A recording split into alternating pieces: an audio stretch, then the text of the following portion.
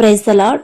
అందరూ రాత్రంతా ప్రశాంతంగా పడుకొని గాఢ నిద్రపోయి ఈ నూతన దినంలో క్షేమంగా మేల్కొన్నారండి. నూతన నెల 5వ తారీఖు.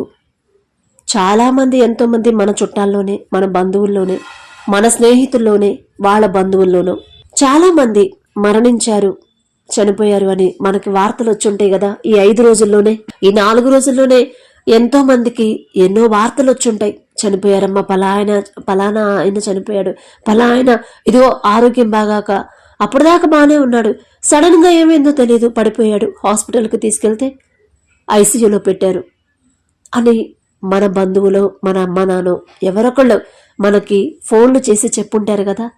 నాకు వచ్చాయండి అలాంటి ఫోన్స్, అలాంటి కాల్స్ వచ్చాయి. మా పెద్దమ్మే ఉంది, ఆమె చాలా యాక్టివ్గానే ఉంటుంది మనిషి. అసలు పని చేసిందంటే భలే హుషారుగా చేసింది. అలాంటి ఆమెకి పక్షవాతం వచ్చి 3 సార్లు పక్షవాతం వచ్చి ఇప్పుడు మంచంలో ఉందంట. కనీసం లేచి 4 అడుగులు లేచి బాత్రూమ్ కూడా వెళ్ళలేని పరిస్థితిలో ఉందంట. అక్క ఫోన్ చేసి చెప్పింది. అసలు సడన్గా మన కళ్ళ ముందు యాక్టివ్గా తిరిగిన వాళ్ళే, హుషారుగా ఉన్నవాళ్ళు, బలవంతులుగా సంపూర్ణ పూర్తి ఆరోగ్యంగా ఉన్నవాళ్ళు కూడా 2 రోజుల్లోనే మంచాన పడతాం మనం చూస్తున్నాం. మా దగ్గర అయితే చాలా మంది పక్షవాతంతోనే మంచాన పడ్డ వాళ్ళు ఉన్నారండి. మంచంలో పడి ఉండి చనిపోయిన వాళ్ళు చాలా మంది ఉన్నారు.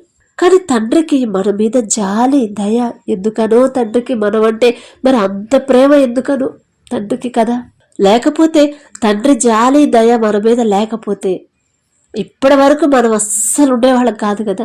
అదేం సిస్టర్, మనం కాదు అసలు దేవుని నమ్ముకోని వాళ్ళు, చర్చికి రాకుండా అన్యులు ఉన్నారు కదా, విగ్రహారాధన చేసేవాళ్ళు, వాళ్ళు కూడా క్షేమంగానే ఉన్నారు కదా, మనం కూడా ఉంటాం కదా అనుకుంటారా?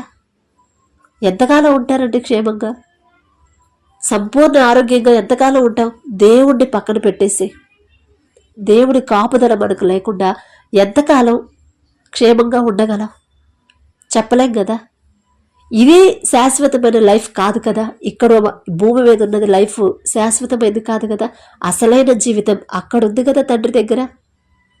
మరి అక్కడికి మనం వెళ్ళడానికి, అక్కడికి మనల్ని తీసుకెళ్ళడానికి ఇక్కడికి వచ్చి తండ్రి మన కోసం మన దగ్గరకు వచ్చి ప్రతిరోజు ప్రతి క్షణం ఆయన కాపుదల మనకిస్తా, ప్రతి విషయంలో మనల్ని గద్దిస్తా, దారి తప్పిపోతే ఇది తప్పు అని మనకు దారి సరైన దారిలో నిలబెట్టి అక్కడికి ఎప్పుడూ మనం ఆయనతో ఉండడానికి, ఆయన మన మీద కనికరపడి, మన మీద జాలిపడి, మనల్ని ప్రేమించి భూలోకానికి ఆయన వచ్చి అంత గొప్ప మహిమను వదిలిపెట్టి మన కోసం, ఎంత ఘోరమైన పాపులమండి, మన కోసం తండ్రి ఆ మహిమనంతా వదిలిపెట్టి ప్రతిరోజు తండ్రిని మర్చిపోలేకుండా, అసలు మర్చిపోనివ్వట్లేదు కదా తండ్రి.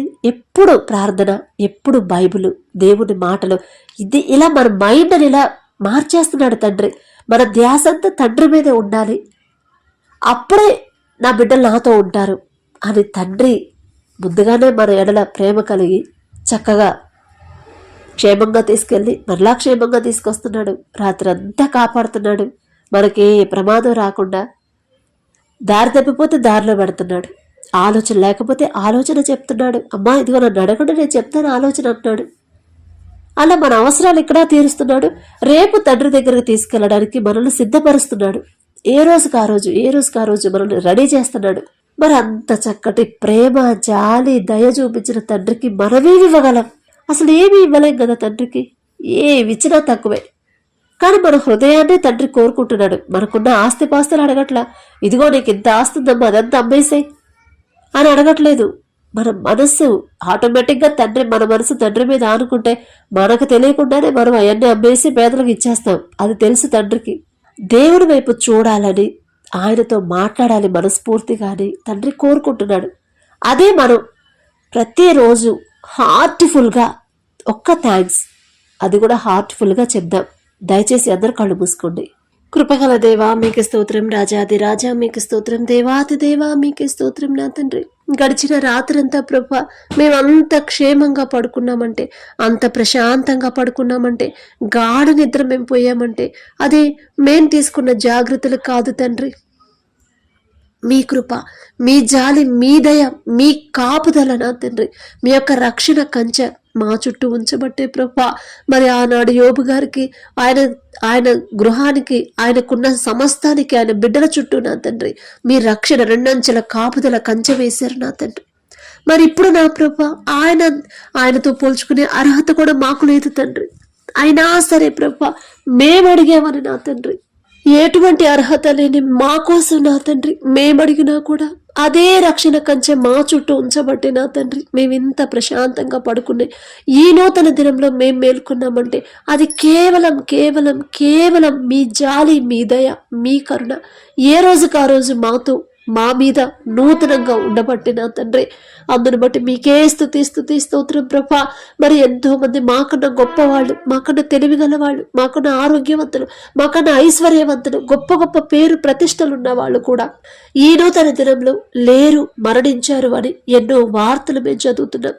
కానీ ప్రభా, ఎటువంటి అర్హత లేని మా మీద జాలిపడి, మా మీద కనికరపడి, మా వైపు చూసి, మా పరిస్థితి అర్థం చేసుకొని, మా బలహీనతలు ఎరిగిన తండ్రి మా మీద జాలిపడి మాకు మీ రక్షణ కంచె వేసిన దేవా, మీకేమి స్తుతి స్తోత్రం నా తండ్రి.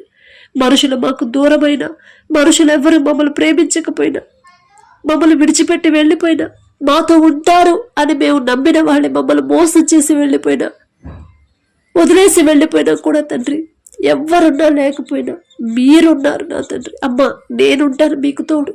మనుషుల గురించి మీరు ఆలోచించొద్దు, వెళ్ళిపోయిన వాళ్ళ గురించి మీరు ఆలోచించొద్దు, మిమ్మల్ని ద్వేషించే వారి గురించి ఆలోచించొద్దు, మిమ్మల్ని బాధ పెట్టే వారి గురించి మీరు బాధపడొద్దు.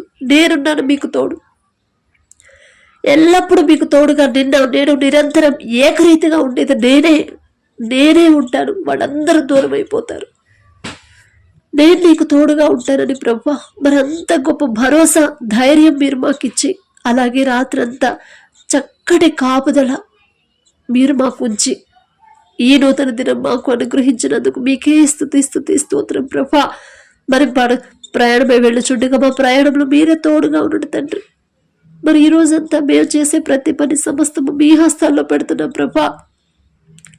మీరు బాధపడే పనులు కానీ, మీకు వ్యతిరేకంగా ప్రవర్తన కానీ నా తండ్రి, మీరు మీ మనసు నొచ్చుకునే మాటలు కానీ మేము మాట్లాడకుండా అలాగా ప్రవర్తించకుండా నా తండ్రి మమ్మల్ని మేము జాగ్రత్తగా ఉండేలా, మా అంతటా మా వల్ల కాదు తండ్రి, మీరు మాకు తోడుగా ఉండి మమ్మల్ని గద్దిస్తూ ఉంటేనే మేము సరైన దారిలో నడుస్తున్నాం ప్రభా.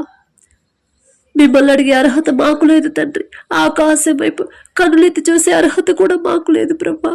అయినా సరే జాలిగల దేవా, ఈ రోజంతా మేము చేసే పని ప్రభా, మా చేతులతో మా తెలివితో చేస్తే అది రాదు తండ్రి, అవ్వదు ప్రభా. కానీ మీరు మా పక్కనుంటే అది చక్కగా సక్సెస్ఫుల్గా అవుతాయి నా తండ్రి. మా సొంత తెలివి, మా సొంత జ్ఞానం వెర్రితనం అన్నారు నా తండ్రి, వెర్రి వాళ్ళం ప్రభా. అందుకే మా మీద జాలిపడి ఆ మహిమనంతా వదిలిపెట్టేసి మా కోసం వచ్చిన దేవా, మీకే స్తుతి స్తోత్రం నా తండ్రి. మరి ప్రభా, మీ మనసు నొచ్చుకునేలా మేము ప్రవర్తించకుండా మరి ఉండేలా మీ కృప అనుగ్రహించండి నా ప్రభా. మరి ఎవరెవరైతే హాస్పిటల్లో ఉన్నారో వారందరినీ ఒక్కసారి ప్రభా మీరు దర్శించండి, వారికి ఉన్న అనారోగ్యాన్ని తీసివేయండి. వారి ప్రార్థన ఎలా చేయాలో, వేటి గురించి అడగాలో అవి అలా చెయ్యమని వాళ్ళని గద్దించండి ప్రభు, వాళ్ళకి నేర్పించమని అడుగుచున్నాము తండ్రి. మరి మేం చేసిన పాపాలు మా నోటితో మేము ఒప్పుకోనే మనసు తగ్గింపు జీవితం మీరిస్తేనే వచ్చింది ప్రభా. మా అంతటా మా వల్ల కాదు తండ్రి, మేమైతే ఒప్పుకోలేం ప్రభా.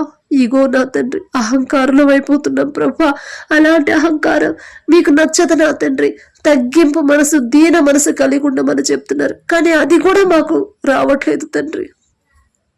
మీరు ఎంత దీనులై ఉన్నారు, ఏ తప్పు చేయకపోయినా ఎంత తగ్గింపుతో ఉన్నారు, ఎంత తగ్గించుకున్నారు. అలాంటి మనసు, అలాంటి హృదయాన్ని, అలాంటి తగ్గింపు జీవితాన్ని మాకు అనుగ్రహించండి ప్రభువా. మీ బిడ్డలుగా మీ వైపు చూస్తూ మీరెలా ఉన్నారు అదే రీతిగా అలాగే మేము కూడా జీవించేలా మీ కృప అనుగ్రహించండి.